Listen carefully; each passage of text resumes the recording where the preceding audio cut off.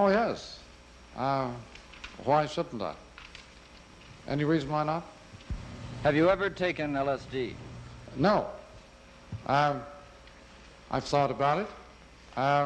I've talked with many people who have taken it, and I have read Finnegan's Wake aloud at a time when takers of LSD said that is just like LSD.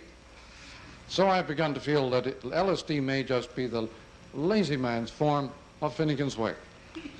You said that bad news was indispensable to newspapers. Is the same thing true for television?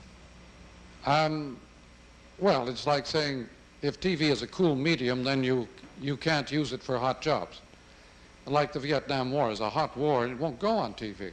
It's the first war ever, a hot shooting war ever shown on a cool medium. The cool medium involves the whole audience so deeply they find war unbearable. Show the same war on movie, on press, photography, and so on, people won't feel too badly about it. But on TV, they really feel it. They're involved for the first time. And so LBJ is making a great big mistake in trying to have a hot war on a cool medium. What should Canada do to be taken more seriously in the world? When you say what should Canada do to be taken more seriously, I think we're very lucky to be a backward country.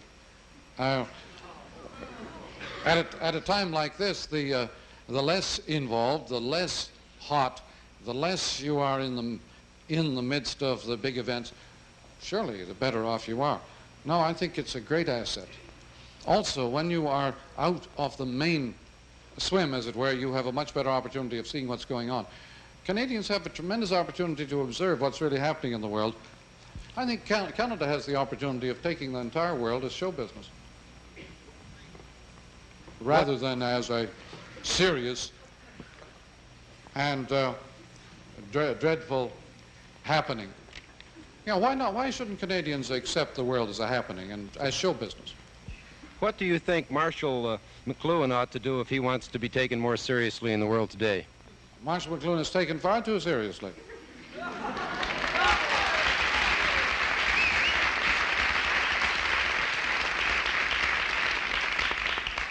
I certainly wouldn't do anything to increase that.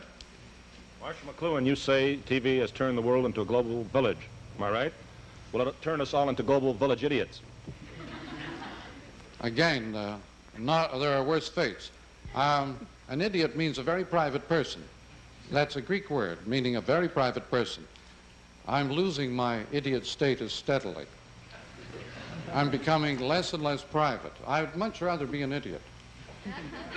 The book, in this picture, the assumption was made that the book was the source and cause of all idiotism, all individuality, and that the new media will turn us all into collective automata robots. This is a rather simple-minded idea. I mean, Truffaut and Bradbury together had cooked up something that's not very convincing. They are certainly true that the book has had an enormous amount to do with creating individuality, and the more people become individuals, the more they become competitive, and the more they compete, the more they become alike. It's true that competition has, and repeatability has tended to create a great sameness. And you can see that cool media don't always have that effect. There may be more individuality coming out of cool media. You've been quoted as saying that you don't necessarily agree with everything that you say.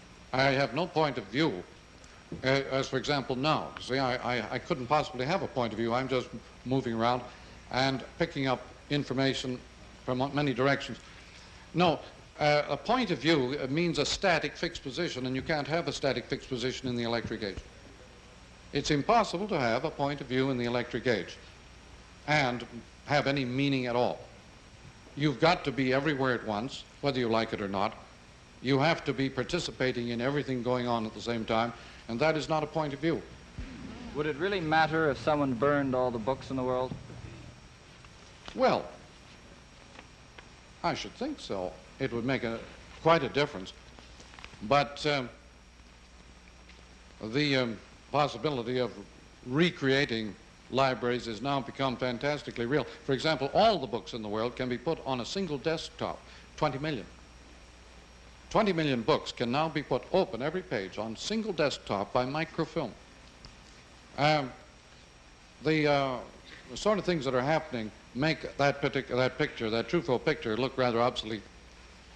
They still think of books as made as bound paper objects, but in the new microfilm age, microcard age and so on, the book is taking on a totally new meaning. In the age of Xerox, the book takes on a totally new meaning. It becomes an information service. It ceases to be a package.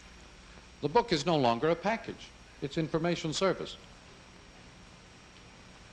Why do you say Canada is a backward country? Oh, I'm using that term whimsically, meaning we are born in the 19th century, we're of 19th century origin, and we stayed there. People like the Americans who've decided to try it out in the 20th century have done such a bad job, we don't feel any temptation to follow them.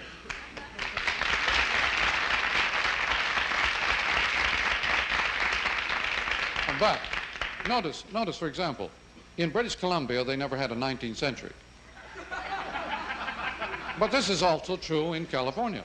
They leapfrogged out of the 18th century into the 20th, and this has great advantages. Canada, by simply hanging on to the 19th century, may be able to leapfrog out of the 20th century into the 21st century without ever having bothered with the 20th.